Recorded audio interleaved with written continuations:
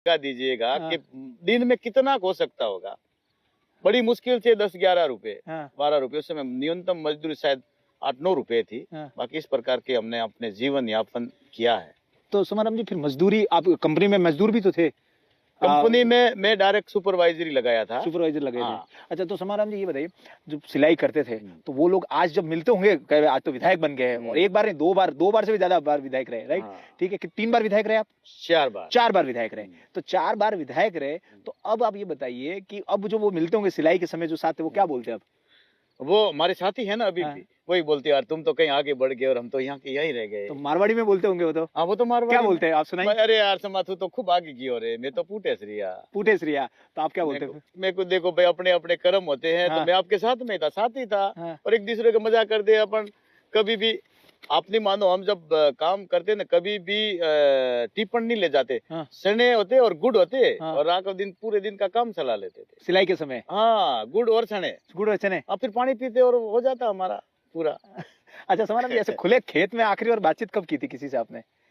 बातचीत अब हमारे तो खेतों में तो वही पानत करना वगैरह वगैरह। जिंदगी में जब मैं हमारी रोटेशन ड्यूटी आती तो मैं पहले अभी तो लोग खेती बैलों से नहीं करते हैं।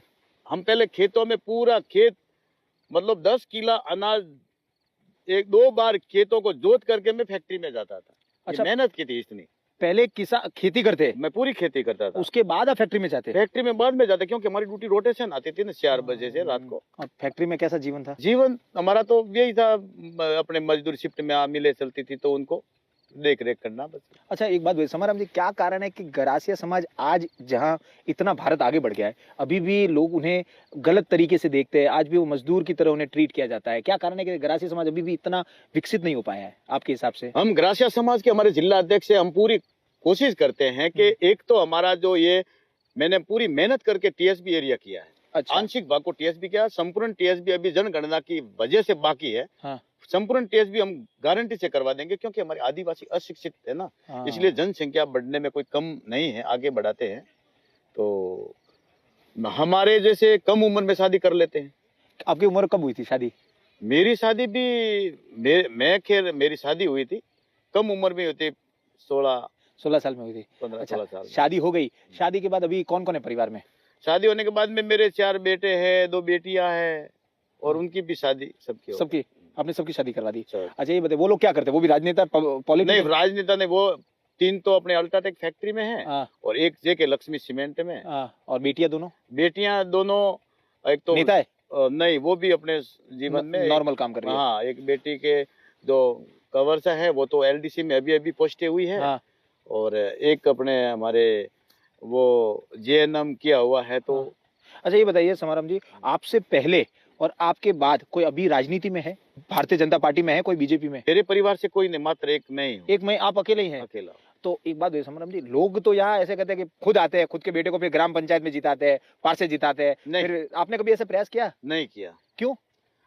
बेटे अब काम करते हैं। एक बार उसको वो जिद कर रहा था बेटा, तो पंचायत समिति का लिया था, तो हमारे परिवार में 2 खड़े हो गए थे।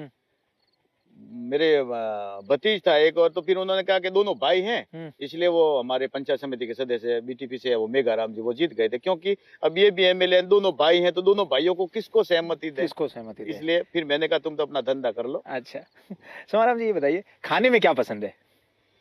खाने में तो हम तो सीधा एक मक्की के, मतलब बड़ी अनाज की रोटी होती है, और अब तो ये गेहूं वगैरह होते हैं। पहले हमने ये जो कूरा बट्टी, जो जीना अनाज जो जंगलों में बारिश के समय पैदा होता था, वो खाए हुए हैं। ऐसा कभी? हाँ। प्लेन में बैठे हो? प्लेन में?